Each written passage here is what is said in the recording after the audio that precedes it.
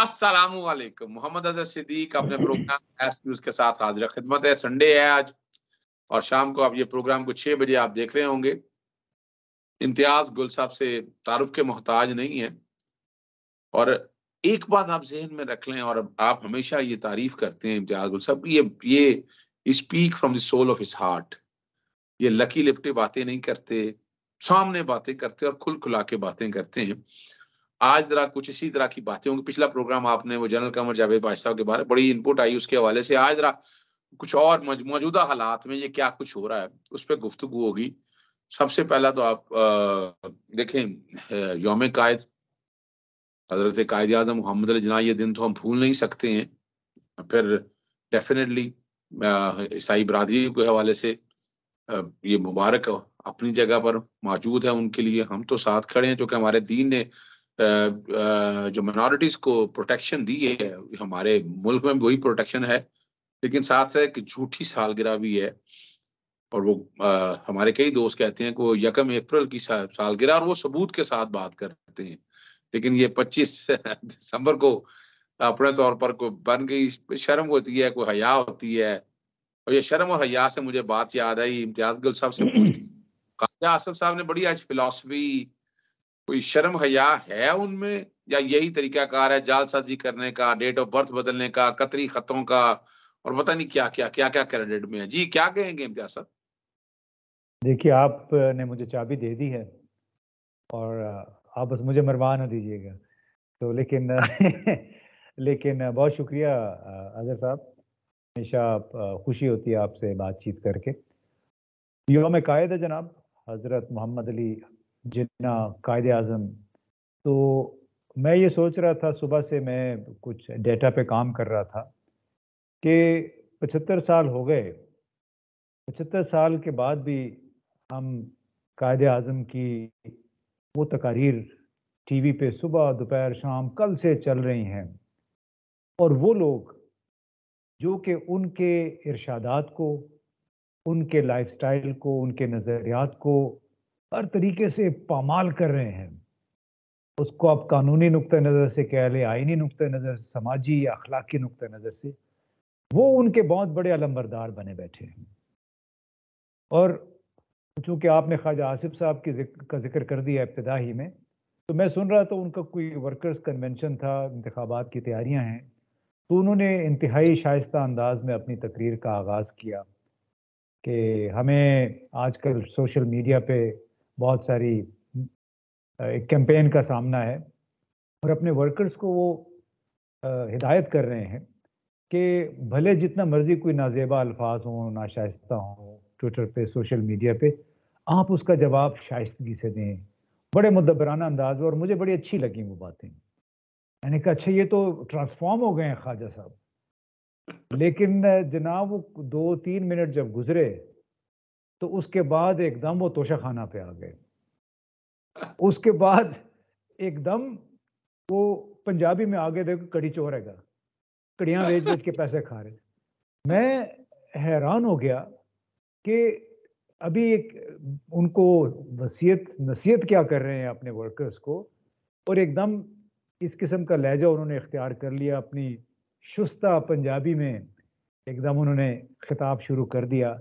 और ये वो साहब हैं जिन्होंने आज तक इस बात पे माजरत नहीं की कि इन्होंने पीटीआई की रहनुमा, बड़ी वो इंटेलेक्चुअल भी हैं, शीरी मज़ारी, उनको ट्रैक्टर ट्रॉली करार दिया था। बिल्कुल ये वो सही। साहब हैं जिन्होंने इमरान खान, मुराद सईद के ताल्लुकात, मुबैना ताल्लुकात, और ना मालूम किस किस अंदाज में इन्होंने इशारों कनायों में बातें की, फ्लोर ऑफ द हाउस यानी कौमी असम्बली में और कौमी असम्बली से बाहर भी। और ये लोगों को बाज देख कर रहे हैं कि आप कहते हैं हम तो अपने कायद, एक कायद आज़म की बरसी है, वो कह रहे थे सालगिरह का दिन है, और फिर दूसरे हमारे कायद अवाम हैं नवाज शरीफ साहब, उन्होंने हमें जो तरबियत दी है ना, उसके मुताबिक आप नाशाइस्ता नाजेबा ज़बान इस्तेमाल ना करें। तो so much for Khawaja Asif. और बात यह है कि हम आजकल मुनाफकत के, झूठ के एक कल्चर में रह रहे हैं, जिसमें हम नए नए रिकॉर्ड कायम कर रहे हैं ऑडियो और वीडियो प्रोडक्शन में, झूठ में, क्योंकि हमारे पास दिखाने को और कुछ नहीं है। अच्छा, मैं आगे चलता हूँ। अभी आप देख रहे हैं कि इमरान खान साहब जल्द इलेक्शन और पूरी कौम इलेक्शन, मेजॉरिटी जो है वो इलेक्शन अगले जल्दी की मांग रही है, और जिस प्लानिंग के साथ वो चल रहे थे, लेकिन कुछ कहते हैं कि ये फिक्स गेम है। ये खान साहब के हवाले से बात नहीं हो रही है, यानी ये ड्रामा किया जा रहा है कि जनाब सुप्रीम कोर्ट में चैलेंज करने जा रहे हैं, लेकिन ये फैसला तो उनकी फेवर में है। देखिए ना, वहां पर वकील पेश होते हैं गवर्नर के, खालिद इसहाक, और वो कहते हैं कि हम ये नोटिफिकेशन जो निकालने का ये वापस ले लेते हैं, 7 दिनों के अंदर एतमाद का वोट ले लिया जाए। दूसरी तरफ इमरान खान साहब ने हदायत दे दी, आज एतमाद का वोट आप ले लें तो अपने ऊपर तो आपने वैसे ही तलवार लटका ली है कि जनाब, वो तलवार क्या लटका ली है आपने, वो इस बात की लटका ली है कि अगली डेट तक लिखा हुआ है आपने अपने अंडरटेकिंग में, आप अगली डेट तक जो है ना असेंबलियां तहलील नहीं कर। ये करना भी था तो लिख देते कि अगर तहरीक एतमाद फ्रस्ट्रेट हो जाती है, या अगली डेट तक, जो भी पहली डेट आएगी उस वक्त तक, वो तो एक अलग बात है, कानूनी बात है। अभी छुट्टियां चल रही हैं, दरखास्त देंगे एतमाद के बाद, और आप मेरे नजर के मुताबिक तो एतमाद का बोर्ड इनको तोड़ सकते हैं, जो कि बात ही खत्म होगी, और तो कोई आपके ऊपर रेस्ट्रिक्शन नहीं रह गई है। जब आपने एतमाद का वोट ले लिया तो बात खत्म हो गई है, और आप कर सकते हैं, कोर्ट में भी जा सकते हैं। तो आप क्या देख रहे हैं, यानी असेंबलियां रोकने के हवाले से आप क्या समझते हैं सारे मसाइल को? देखें, ये बड़ी एक अजीब सी मंतक थी। आप कानूनदान हैं, आप ज़्यादा समझते हैं कि गवर्नर बलीगुर रहमान का वकील अगर ये कहे कि आप हमें ये ज़मानत दे दें तो हम अपना नोटिफिकेशन या डी नोटिफिकेशन का जो नोटिस है वो वापस ले लेंगे। यानी एक चीज़ है ही गैर कानूनी, उस गैर कानूनी नोटिफिकेशन को आप कैसे बुनियाद बना सकते हैं एक क्विड प्रो को के लिए? अव्वल तो बात ये है, और दूसरी बात कि आया अदालत असेंबली यानी अवामी नुमाइंदों की एक एक असेंबली है, उसके ऊपर कोई इस किस्म की कदगन लगा सकती है? यानी उस हुक उस हु उसका मैं तो समझता हूँ कि प्रेरोगेटिव ही नहीं है एक ऐसे मामले में जहाँ पे आम लोगों के हुकूक, बुनियादी हुकूक का कोई ताल्लुक नहीं है, बल्कि ये अरकान असेंबली के हुकूक का मामला है, और वो तय होता है पार्लियामान में। तो मुझे ये समझ नहीं आती कि अदालत ने किसकी खिदमत की है। इन whose service did the court issue such an order? ये जो कदगन इन्होंने लगाई कि आप हमें ये अंडरटेकिंग दे कि आप असेंबली तहलील नहीं करेंगे, किस बुनियाद पे? आप बेहतर जानते हैं कवानीन, मुझे तो आर्टिकल्स वगैरह पता भी नहीं है, लेकिन हम तो कॉमन आम आदमी की नज़र से अगर देखें तो ये दोनों बातें तो बड़ी कॉन्ट्रडिक्टरी लगती हैं। और मुझे ये लग रहा है कि इस्लामाबाद हाई कोर्ट, वो तो माशाल्लाह आपको पता है कि वहाँ पे किसने कौन कौन से पौधे लगाए हुए हैं, तो वो बाद मुखालिफ जो है वो उसको तो उसके रास्ते में खड़े तो होंगे फिर।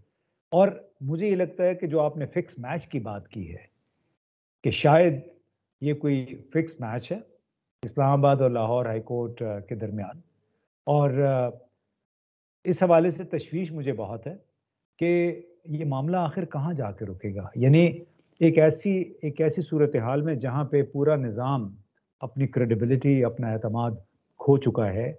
आपकी क्रेडिट रेटिंग एजेंसी ने पाकिस्तान की रेटिंग को ट्रिपल सी करार दे दिया है, और उसका ये मतलब होता है कि वो मुतल्लिका क्रेडिट एजेंसी अब पाकिस्तान को मॉनिटर नहीं करेगी। यानी वो इस काबिल ही नहीं है पाकिस्तान की मईशत को उसको मॉनिटर करे। ट्रिपल सी का मतलब ये होता है इन्होंने हाथ उठा लिए हैं। आईएमएफ भी आपने देखा कि अभी तक हमारे मामला तय नहीं हो रहे, तो अभी 250-300 अरब रुपए का मामला है, और उन्हें एतबार नहीं है इसहाक डार पे कि ये आया जो वादे कर रहे हैं वो पूरे करेंगे कि नहीं, और आया ये महीने 2 महीने के बाद वजीर खजाना रहेंगे भी कि नहीं। तो बहसीत मजमूई एक ऐसी पार्लियामान जिसके 125 से ज़्यादा अरकान मुस्ताफ़ी हो चुके हों, हम कौमी पार्लियामान की बात कर रहे हैं, और एक ऐसा निज़ाम जिसमें एक साबिक वज़ीर आज़म को गद्दारी, दहशतगर्दी, तौहीन अदालत जैसे मुकदमात का सामना करना, आप ऑपरेशन करते हैं लेकिन कम से कम इस तरह तज़लील नहीं करते हैं अपने साबका ऑफिस होल्डर्स की।